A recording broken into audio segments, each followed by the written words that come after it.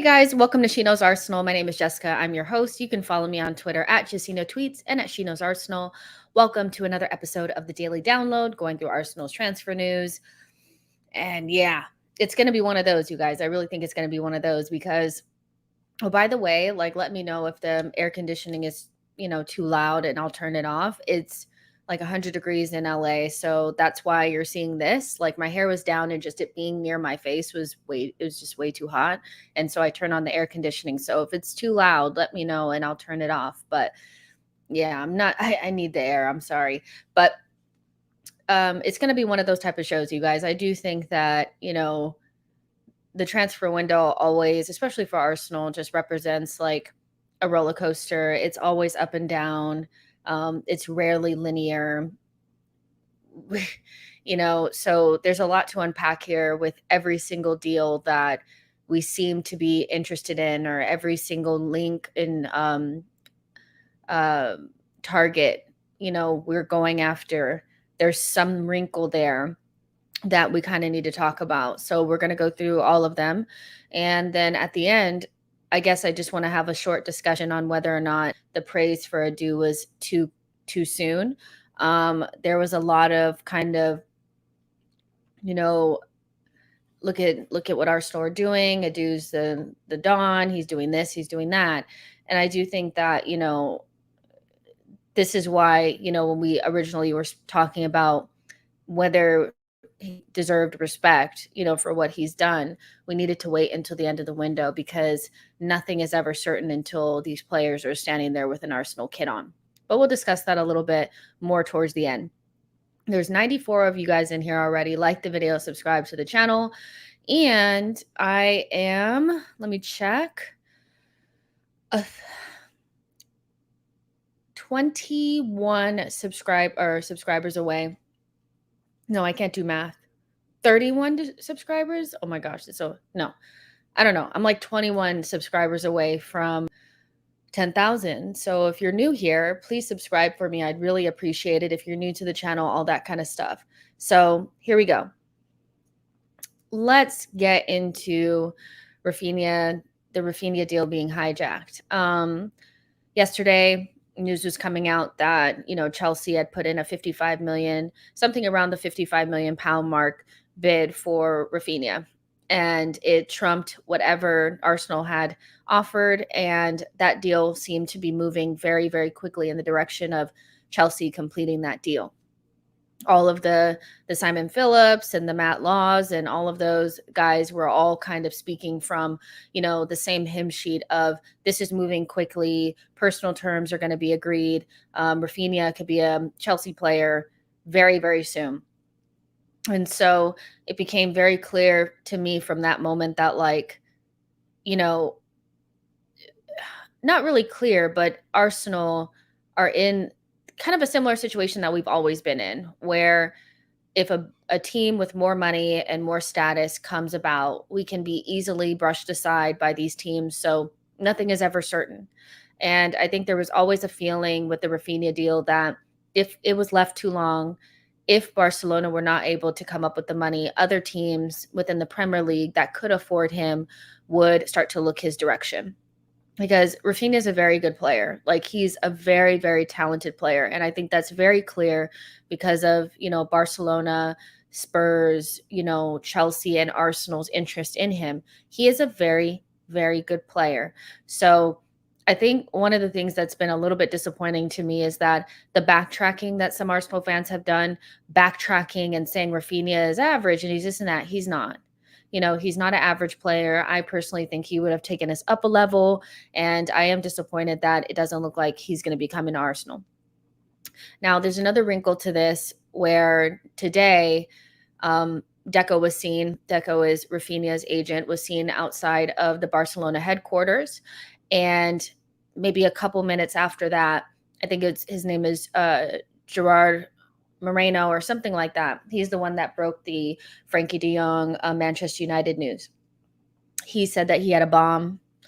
And instantly, I knew it had something to do with Deco being there and Raphinha. And yeah, essentially Barcelona are now trying to hijack that deal that Chelsea has started with Raphinha.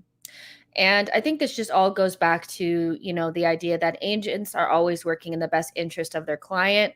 They're never, obligated to do what, the selling club or the buying clubs want. They want to get the best possible deal for their client. And Raphinha has always wanted to go to Barcelona. Reports out of Barcelona have always maintained that Raphinha would reject any Premier League team in order to secure his move to Barcelona. So even though, Chelsea have agreed things with Chelsea, Leeds have agreed with Chelsea, there hasn't been an agreement between Deco and Raphinha and Chelsea. Now, the Chelsea journalists, the Simon Phillips and the Matt Laws, are saying that there is a wide, like a wide agreement on personal terms, which to me just says like we kind of chatted about it, but we just wanted to, lock this up with the financials between us and Leeds.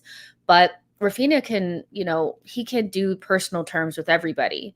So there's nothing set in stone. And from the Spanish side of the media, Raphinha is really waiting on Barcelona to make their move, and they haven't said yet that they're out of the race. And there may be a change of heart between Barcelona and Dembele, because Dembele seems like a difficult character to deal with. Him and his entourage don't seem very. And I just always found this kind of weird with Dembele. Somebody that I think at this point in his career is lucky to be at Barcelona. He's a very talented player, but I think he's lucky to be there considering he spent probably 80% of his time at Barcelona on the medical table.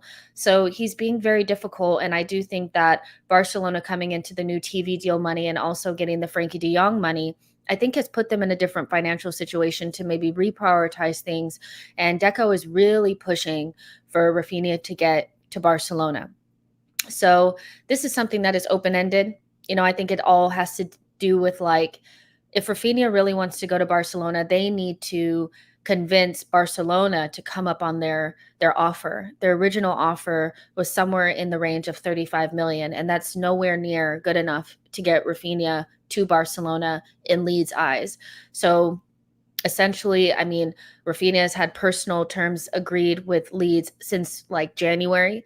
So they just need to come up on their bid, or Leeds need to decide that it's okay to let Raphinha go for a lot cheaper. Now, is Arsenal anywhere in this equation? Fabrizio Romano came out with a little tweet saying, Arsenal will fight to the end. And also Ben Jacobs has also reported that, Arsenal have not ruled out potentially coming in with a higher bid. But I would say that I think our Raphinha, interest in Raphinha should probably end here. The fact that he's unwilling to go to Chelsea because he wants to hold out for Barcelona, I think just speaks to how desperately he wants to go. And so, I mean, Chelsea is not like, they're in Champions League. They're going to offer him 115 grand per week. So what would we have to offer him to get him there? What would we have to offer Leeds? I just think this is probably the point in time where you walk away. And I know some Arsenal fans are probably like, you just need to fight. You need to keep going, just stay there.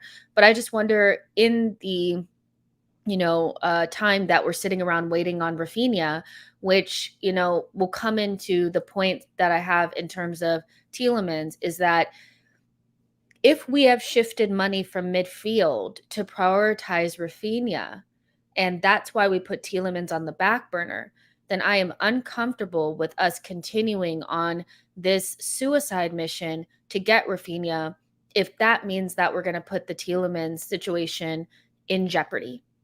So, I think at the beginning of the window, especially when we were linked with so-and-so, all these deals were still open and possible. It felt like we had a lot of money. But for me, it feels like we've shifted money to the Raphinha situation because we saw an opportunity, and the opportunity is now gone. So we need to reprioritize back to what the original plan was. I'm not saying that we don't need an additional attacker. You guys know how I feel about the lack of goals in our squad. Do I think Nketiah, Jesus, Saka, ESR, Martinelli have enough goals in them? Absolutely not. I don't think that's anywhere near good enough. But if you ask me right now, would I prefer to go with them, and an additional midfielder like Tielemans, or would I sacrifice Tielemans and go for, an additional attacker? I think at this point, because I'm not sure we'll ever get Raphinha, I'd rather us just go ahead and wrap up the Tielemans deal and then move on to maybe a different attacker later on in the window. So Raphinha looks for me like it's a done kind of thing. That's how it feels to me. But I'm interested to see how you guys feel, because it was one of those where, we need a I think it's one of those where we just, you win some, you lose some. And, I won't be totally, devastated if we don't get Raphinha. I've been in group chats all morning talking to different Arsenal fans. And, I kind of feel like if Arsenal were to go ahead and finish off Tielemans and have Vieira and Gabriel Jesus moving into preseason, the US tour, I think I'd be okay with that, because I would know that at least we've done something to improve the goal output in this team. Still kind of recognizing that left back hasn't been sorted, but to hold on to Raphinha now, which I'm not sure that that's actually what we're doing. I know that Ben Jacobs kind of said that Arsenal hasn't ruled anything out, which could very well mean that he just doesn't have new information. And his most recent update was that we're still in for him. So, we could just be, reprioritizing, which is what I hope we're doing, because if Raphinha doesn't go to Barcelona, which I do think he will at this point, I think he'll go to Chelsea. It was already stated early on that he would have preferred to go to Chelsea over us anyway. So it's just one of those where you have to hold it, and just move on. BX Gunner says Raphinha was always leaving with it 2 or 3 years time. Nashville says, if no Raphinha, would you go big on the Godfather offer Milinkovic Savic? I think he was another one that said he didn't want to go anywhere unless he can go to a Champions League team, which basically means he doesn't want to come to Arsenal. So I don't think so. I think I'm more like Tielemans wants to come to Arsenal, so go ahead and get somebody who wants to come to you. Sometimes you have to go for the people that actually want you, and at this point, there's sure things out there that improve us. Just go do those. Let's see. Enzo says, agree. Let's forget Raphinha. Let's make sure we get Martinez and Tielemans. Kabul says, we cannot wait. We need our signings now. Drop an extra $5 million and get Lisandro. And I would chase Ndidi instead of Tielemans. I wouldn't. He's very injury prone. Snow Buzz says, after seeing Adu and Arteta sign White after one season in the EPL for $50 million and a relegated $30 million Ramsdale, I think if Adu and Arteta felt Raphinha was worth $35 million, then he would be in Colney by now. Yeah, I mean, there's probably a certain level that we were willing to go to. And I understand that there's opportunities that arise in the window that sometimes, like, maybe Arteta and Edu thought maybe it's something that we could take advantage of. If Barcelona's financial issues are that bad, then we can just sit and wait, and hopefully, nobody else comes in for him. But that opportunity, that door is closing. It's almost shut. So sometimes you have to take a hint and move on. And so if we were only willing to go up to a certain amount, and that amount was also tied to us putting midfielders on the back burner, we need to move on, because the midfield has got to be strengthened. And, I think it puts a little bit of question marks over the Vieira deal, because you guys know I've been really interested in the relationship between Adu and George Mendes. And it was reported by some very credible journalists that Arsenal the Vieira deal was going to be used as a sweetener to help George Mendes facilitate the Raphinha deal to Arsenal. So, not saying that Vieira is not a good player and not a player that we've always been looking at, but we've just spent $30 million on a player that I don't think any of us before the window started felt like we needed. He doesn't solve left center midfield at this point for me. He's not really a out and out winger or a striker. And he's not a left back. So essentially we spent $30 million on a player that we didn't really need in order to maybe get Raphinha, and it hasn't worked out. So at this point, like, I'm wondering what's going on with that as well. Not that I don't think Fabio Vieira is a good player. I just wonder if that was kind of something that we did just because, you know. Orpheus Jones says Raphinha wasn't necessarily needed, but he was wanted because he has you on the edge of your seat. I feel like he would have provided the difference in close games. We missed that. I mean, let's not get it twisted. I do think we need another attacker. We just don't have that cutting edge. I do think that if you put out a starting lineup with Martinelli, Saka, and Gabriel Jesus, although it's better than what we had last summer or last season, it's not something that I think the top teams would be necessarily afraid of. And this next season, we have to be able to take points off of some of the better teams. It's going to be more difficult, I think, next season. And I don't think a lot of Arsenal fans are going to be, sympathetic to the, well, you just have to beat teams outside of the top six, and it's okay to get blown away by Man City and Liverpool and not score any goals against them. I do think there's going to be a little bit of an expectation to get more points out of the big games. And so I don't think that front line is something that Liverpool, Man City, Spurs, man, I don't think any of them would be really necessarily afraid of Jesus, Saka, and Martinelli. I think if you need to add something else in there, that's a little bit more like of a sure thing. But that's just my take on it. And I know that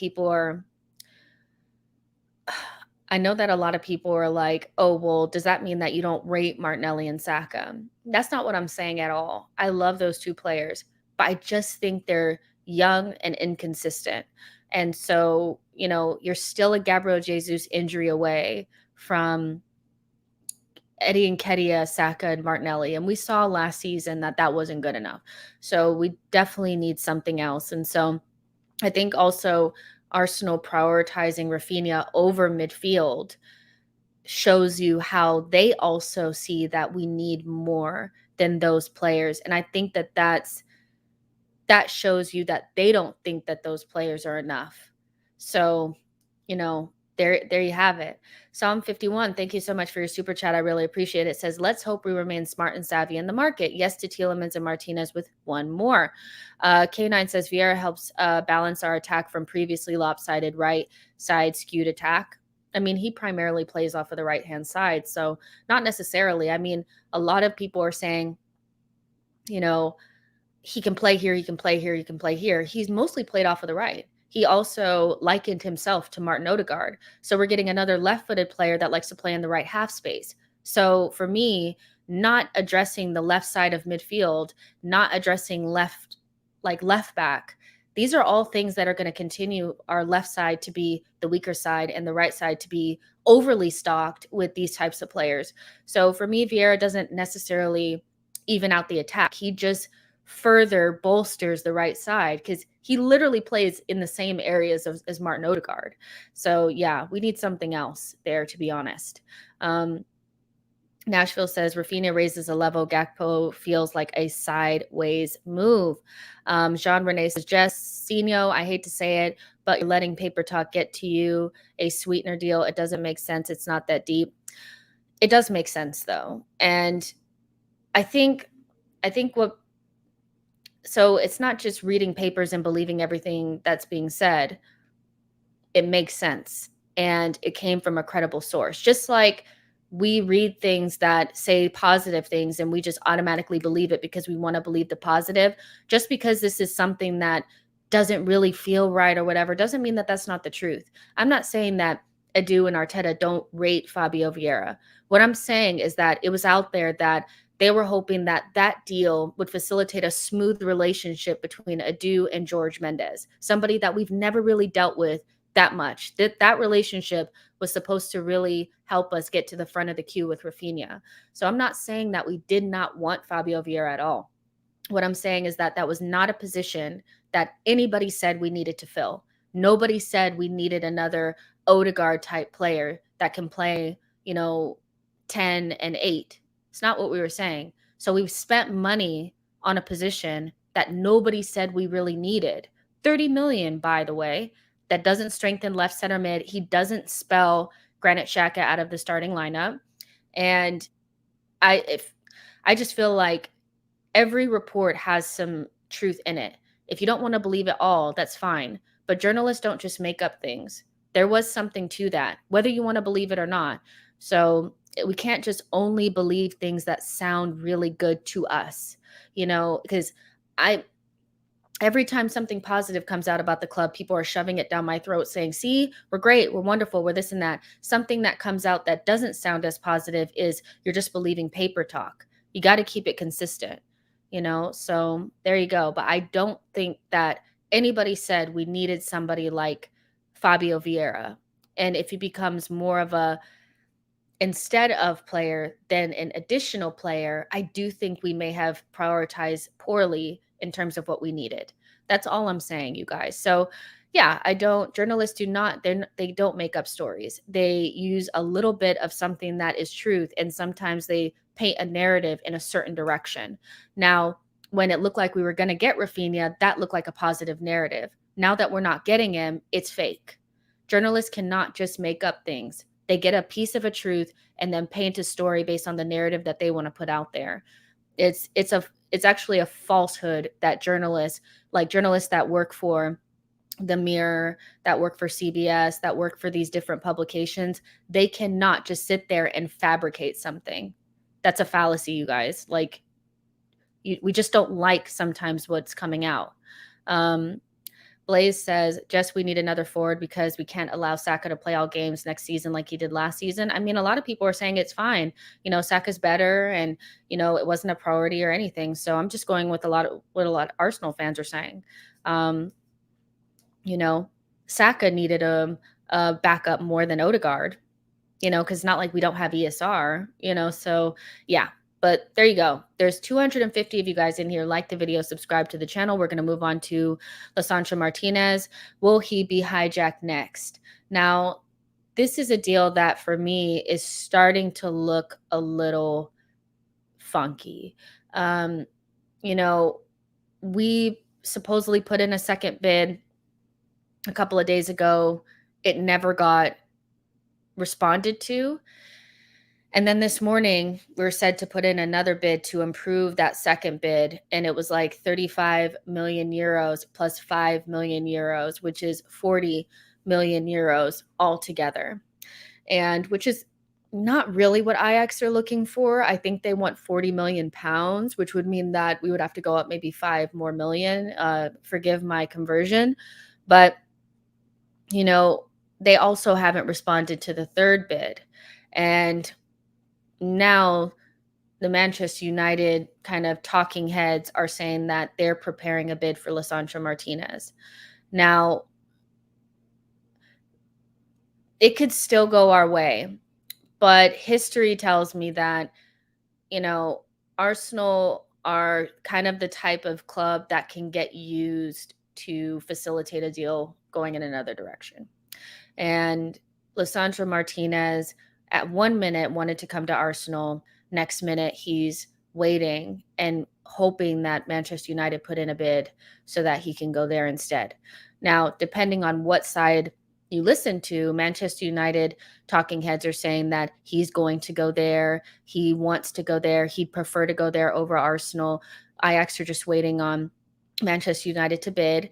Talking heads on the Arsenal side are saying that we're leading the race. Manchester United are nowhere near putting in a bid, or they're nowhere near, like they're prioritizing a different player, blah, blah, blah, blah, blah, blah, blah. So it's very much like we're just in a position that we're waiting to see if Manchester United come up with a bid. And what I find really strange about this one is that we've supposedly been talking to Lisandro Martinez since April. He's been a target for a while. Just like Tielemans, just like Gabriel Jesus, we've done a lot of legwork before anything. And now all of a sudden, because Manchester United can't get Jurrien Timber because he doesn't want to leave Ajax because he's worried that he won't be able to make the Dutch national team. If you guys haven't been following that, it's a very interesting transfer saga, because Louis van Gaal is in Jurrien Timber's ear saying, basically, I won't choose you if you go to Manchester United. So Jurrien Timber looks off, so they instantly switched over to Lisandro Martinez and were said to have told Ajax to keep them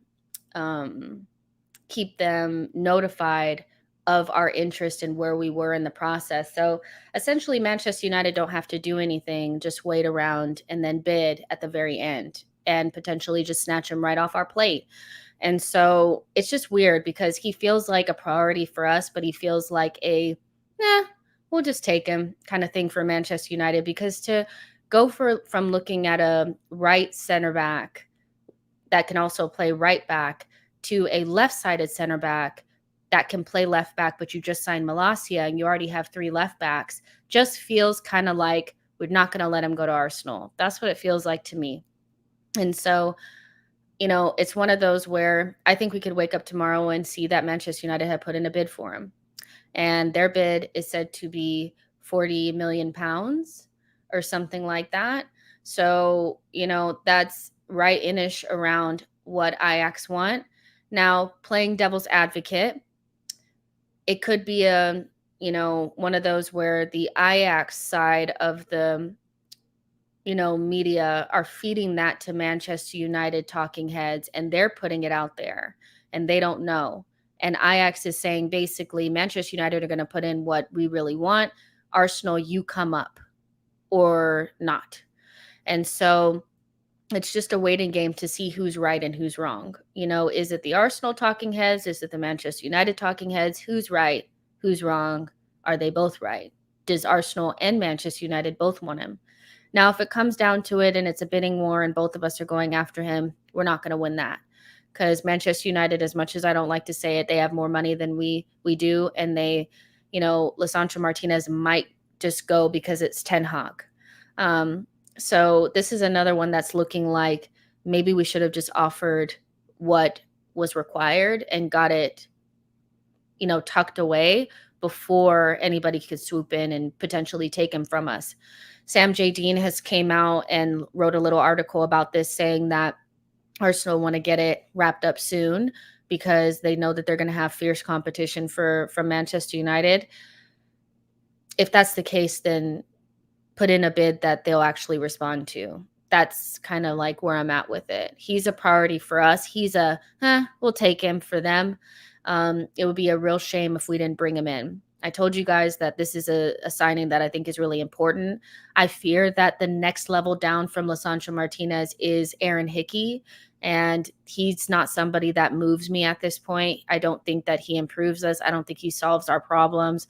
And so to lose out on a number 1 target to a team that wasn't even interested in Lisandro Martinez until 2 minutes ago would be very disappointing. But this is what happens when I think you get, maybe you're a little bit too comfortable. Maybe you're a little bit too, you're being fed by the agent. Yeah, you're fine. We really want to come, Lisandro has all eyes on you, this and that. But really, they're playing both sides. And that's just my fears, So you guys can let me know how you guys feel about Lisandro Martinez. But this one looks like we just have to wait and see, because it could kind of, go either way. But my gut feeling is saying that he goes to Manchester United. Wayne Sage says, thank you so much for your super chat, by the way. Actually, let me put it up. Said today on the Football Terrace that there are no reliable reports saying that United is making a bid or ready to make a bid for Lisandro. I did see that. But you also have to remember that journalists I think Ben Jacobs is very credible, and I think he has good contacts in terms of Arsenal and Chelsea. Those are the 2 teams that he seems to have the most information on. But his contacts can only go so far. So maybe no reliable reports means I don't actually know anybody Manchester United based to ask. I don't have a thumb on this. So he can say that, but that could really just be something that precedes unfortunate events. I have to say, I just think that we need to try to wrap it up. She Knows Football, thank you so much for your super chat. I really appreciate it. Says, what you focus on expands. Focus on making more money and you'll make more money. Focus on what you don't have and the universe will give you the same as well. Whatever you focus on expands. That's a really good point. Maybe I'll focus on food and then more food will come to me, because right now I am hungry. And that's what I'm thinking about. And this as well. Denver says, I'd say let's get Hickey for cover. I don't think he solves left center back or midfield or anything like that. Zinchenko looks like he's in the eye line of Chelsea, and we know we won't be able to compete with them for him. So, it's one of those. Let's see. Jean Rene says Aaron Hickey is a good prospect. To be honest, I wouldn't mind getting either, but of course, I prefer Martinez. I think one of those is like, I think my issue with Aaron Hickey is I think he's another young prospect, and that's fun, but we have a lot of those. We have so many of those already, and I thought this window is going to be get experience in so we can move the project forward. Bringing in another 19-year-old just feels like sideways. As talented as he may be, when I watched him play with my eyes, I was not moved. So yeah. Keenan says, is there another player in the market that you would like us to target if we lose out on Lisandro Martinez? I mean, I would like Zinchenko, but again, like Chelsea want him. So I just don't know, like, if we would be able to get him. So I think Zinchenko would be my second choice, to be honest. So there you go. But let's see. Shaheen says, I'm confident Martinez would choose Arsenal. St. Vincent says Man United just got a left back Malacia for like 15 million, and Lisandro will play center back in the Prem. I think it's just one of those where they're like, we didn't get Timber, so we'll just take him, because optically, like, does that look good for Arsenal to be able to take an Ajax player and Ten Hag to be left, without Timber? I think Manchester United do things like that. They may say that they're different, but the whole reason why they went and got Cristiano Ronaldo is not because they wanted him, it's because they didn't want him to go to Manchester City, because how would that look? They're very big on not being embarrassed. So, yeah, it's one of those. The Eddie says, I think we don't need cover, but a replacement left back. We must going forward manage Tierney's minutes. He is injury prone, sad but true. Saida says, I understand that we don't always like overpaying for players, but if you're going to be saying Martinez is a top priority, and one of your rivals is keen on him, I say play the asking price. And that's kind of where I am as well. Saida is like, we're going after players that can play. They're Champions League level players. They're top players that are in demand. You can't try to bring in demand players on a budget. It doesn't work like that. So it's, you either have to pay over the odds to make sure that you get them, or you just go after players that are within your wheelhouse. And so, yeah, it's just one of those, where we just have to, I do think the strategy is a little bit strange for players that are so in demand, but, maybe there's something that we don't know. Orpheus Jones says left back is Lisandro's third best position. He's by no means a natural there, but it's about the way that you play. Excuse me. Our center backs play more like, our fullbacks play more like center backs. So I do think that, like, even though left back, like a traditional left back role, is not his preferred or best position, I think it depends on how you want to use him. And so, I don't know. I do really like him. And obviously Arsenal really like him because he's a priority for them. So, we can argue back and forth, but Arsenal feel like he's important. So, yeah.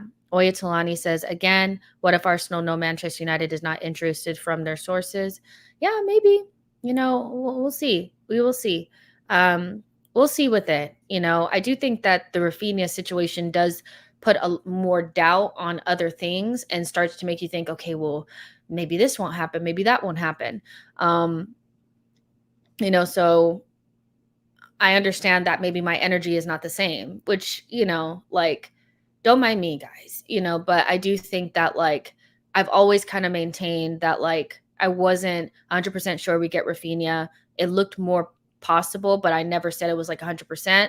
And Lisandro, I did feel like it would get done, but the longer we wait and the more the reports come out that Manchester United are super interested or something like that, just makes me a little bit antsy. And I think that that's normal, especially because as good as I think Adu has done so far in terms of getting in Vieira, who I think is a good player, all things considered, and Gabriel Jesus, who was the number one priority, he still has to go a long way for me to be like, yeah, I feel like we're going to get everything done. We're not going to have to worry or anything like that. I still kind of worry a little bit about what he's doing, but that's just me. But let's move on, because I have another show in like 10 minutes. I want to make sure we get through everything. So, of course, there's now rumors out there that United are preparing a Tielemans bid. And so, again, what are we doing with Tielemans? What's happening? Why aren't we wrapping that up? I know that Ben Jacobs came out here and said that, Tielemans is waiting on Arsenal. He just wants to go to Arsenal. We're well advanced in that. We've done a lot of legwork and all of this, but the last thing you want to do is Man United to come up with 40 million for Tielemans and they agree that fee with Leicester, and then boom, here we're sitting here not ready to pay 40 million for Tielemans. So I just feel like this is one that now that Raphinha saga is done, which if we're honest with ourselves, it is done. Go wrap this up. Go wrap this up. He wants to come. We've done a lot of work on it. I cannot understand for the life of me why this is being put on the back burner. I could kind of understand if we really thought we could get Raphinha, but it's so unlikely now. Just go ahead and tie this up. At the beginning of the window, Tielemans and Gabriel Jesus were our supposed number one targets, and to leave a number one target till the end of the window because we feel so confident that nobody else is going to come in feels stupid. It feels risky. It feels kind of gambly. So let's just knock it out. Let's just knock it out. Maybe, Arsenal do feel like we need another attacker. And so we're prioritizing that over midfield because they feel comfortable with Granit Xhaka. But if that's the case, why did you go through all this with Tielemans? The only thing that really makes me feel like things may have changed with Tielemans is because we went out there and got Vieira. But Vieira and Tielemans are nowhere near the same player. And Tielemans has the advantage of playing in the Premier League before. And I don't think Vieira is somebody that's going to step straight in and be able to go away from home, to a Brentford and catapult us into a win. I think he's going to need some time. So, United preparing a bid for Tielemans, it could just be agent talk. It could just be Leicester trying to hurry us up, or it could be United are not confident in Eriksen, and they're like, well, they're just stunning around over there. Let's go get him. So I would like all these what ifs to kind of go away. And so, I kind of was hoping that this morning that we would wake up to some news about us moving forward with other things. But it seems like we're kind of in the same place. So we have to wait it out. She Knows Football says Raphinha, and thank you so much for your super chat, by the way, says Raphinha news combined with Sophie's honesty about the window almost being almost done and the air came out of the basketball lost all momentum for me. Yeah, I know Sophie said that, that would be in direct contrast to what Adu had said earlier. So yeah, we just have to kind of like wait and see, just wait and see. Like, I know that some people are saying, okay, this is same old Arsenal. And in some respects, it kind of does. But I want to give them kind of like the benefit of the doubt to get to the end of the window before I start saying like they're trash. You know what I mean? They're not going to sign more than 2 players. Yeah. Orpheus Jones says issue with Martinez, left back for us is having Tomiyasu playing in the same inverted wall on the opposite side. Saka and Martinelli constantly double team, no overlaps.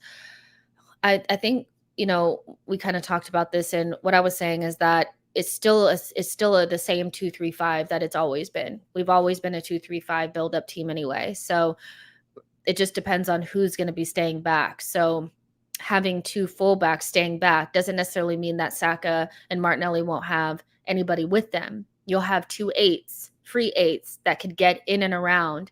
It's like Manchester City. Their 8s overlap and get into the box and create havoc in that way. And Cancelo and Kyle Walker, they don't bomb forward all the time. They just kind of stay back. And so it's a 2-3-5, which it's kind of always been. It just depends on who stays back and who doesn't. That's how I kind of see it. Dublin Gooner says it's still June and 4 players are in the door. Let's all take a breath.